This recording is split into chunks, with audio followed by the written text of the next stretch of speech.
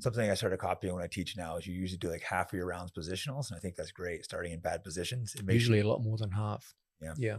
makes you better at finishing and escaping. Yeah. Most people, if you, let's say you have two athletes train with each other and sparring for 20 minutes. If you actually break down the activities of that 20 minutes, you will find that 3/4 of it is spent in neutral positions where the athletes really don't engage. They're looking for some kind of tactical advantage. And so out of a 20-minute sparring session, only 5 minutes is engaged in technique, which takes you through to a submission victory. If you start them in positional rounds, you start someone in a winning position, or from the other guy's perspective, a losing position, then you get the exact opposite. Now, 3/4 of the training time is spent in positions where you win or you lose.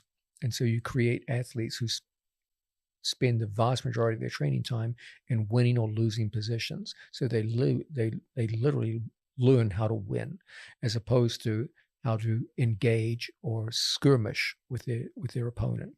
If you look at people who only spar in neutral position, they're skirmishers. They never learn how to dominate. They never learn how to control someone in potentially match-winning positions and get the job done. So I always have my students start in positions where you can either win a match or lose a match, and that's where the vast majority of their training is done.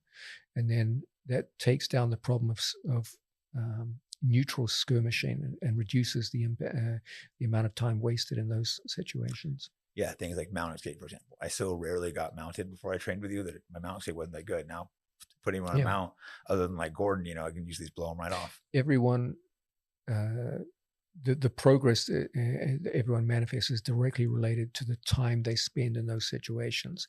If you look at, for example, I've seen people like Gordon or Nicholas get mounted on world-class opponents. And if you look at those world-class opponents, once Gordon or Nicholas gets mounted on them, they look like they've never done a mount escape in their life.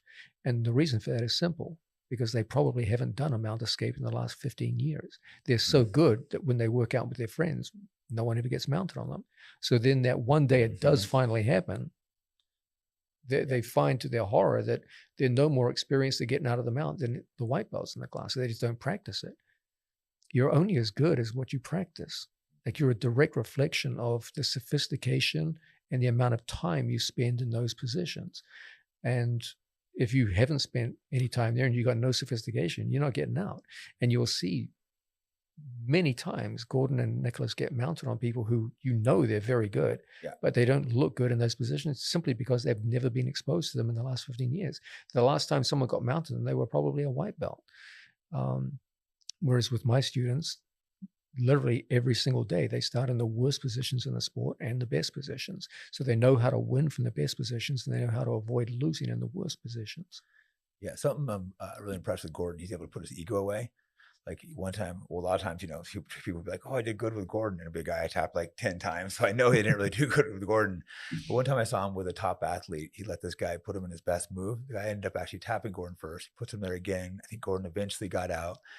He has to put him there 4 or 5 more times, and Gordon's just escaping like that. And then you see the guy realize he's the one that just got played. At first, he's like, "Oh, I tapped Gordon," and then it's like, "Wait a second, Gordon just downloaded my best move and can escape at ease." And I remember watching that, being like, "Wow, that was Gordon just played this guy." Most people approach sparring in terms of winning and losing. They say, "I beat that guy." That's their mindset. You either won the sparring round or you lost the sparring round. Now, that's good to build, like, match preparation, mental toughness. I'm not saying these things are worthless. They have a value. But for me, the most valuable attribute or the most valuable way in which you can use sparring time is in terms of experimentation. And you have to use sparring to experiment. Where are your weaknesses? Where are your strengths? What needs to be changed? So when you see someone who's particularly strong at a given move, that's an opportunity to experiment. And if, let's say, he has a phenomenal guillotine, okay, well, let's test our guillotine defenses. Let's put our head into the hornet's nest and see what happens. Let's test our ability to defend a guillotine versus his ability to employ one. And whenever you expose yourself to risks like that, of course, you're going to get submitted multiple times. It's going to happen a lot. That's why we put, very little weight on who gets tapped by who in the gym, because 9 times out of 10, matter, it's an experiment that they're looking at. And now, if you're engaged in, pre-ADCC training where it's a competitive round starting in a neutral position where you're simulating a match, well, then you'll see the A game, and then you'll see who the best guy in the gym is. Yeah, I think it's important what you just said, like if you're doing, it's good to experiment, but certain days you go in there and you're not experimenting, and make sure you're very clear. Oh, yeah, those days you're battling, and you would do that sometimes. You'd have days where you'd go in, you'd actually separate the good guys together, because sometimes we'd be trained together too much, and you'd be like, no, get some easy rounds. Yeah. Then we'd come in on the weekends when hardly anyone was there, and sometimes we would just only good people and just battle. Some rough days. It's just like every round, it's just going to be a killer session. Yeah, no, it's tough when you've just had what you thought was like the toughest round of the week, and then your next sparring partner is Gordon Ryan. Yeah, right. You're just like, are you some tough days kidding me, training bro? for Abu Dhabi. Yeah. So, but that kind of training is what creates very tough competitive athletes too. Yeah, it's Sunday morning, and you got to train with like Nicky Rodriguez, Gordon Ryan, Gary Tone, and you're looking at the mats being like, why do I do this? There's not even very much. Well, now there's money in jiu-jitsu finally. Yeah, that's a positive thing. And but yeah, back when you started jiu-jitsu, there was literally zero money in it. You actually paid to compete, and so I'm happy to see the athletes are getting much better compensation today than they were back in the day. Yeah, it's nice. And someone like you who's coaching has finally made some money, which is nice, because you've been doing it for a long time, probably less than you would have made in a lot of careers with how intelligent you are. Mm-hmm. So it's nice to see. But interesting though, that now that you've been successful, you still train beginners all the time. I find that, yes. I think it's awesome you do, but I find that a little it's not the standard. Yeah. I to me the real magic of jiu-jitsu is the feeling you get when you're a beginner learning things. My fondest memories in jiu-jitsu is when I was a white belt, watching my teacher show technique where it was just like mind-blowing to us. It's like, wow, this is crazy. They've thought of everything. And I always want to be able to reproduce those feelings for people coming new into the sport. You saw today, you came to the class at Roka, which is professional athletes, and then you went to the class at Renzo Gracie, which is just regular people going out to learn jiu-jitsu, people with jobs. They come in after work.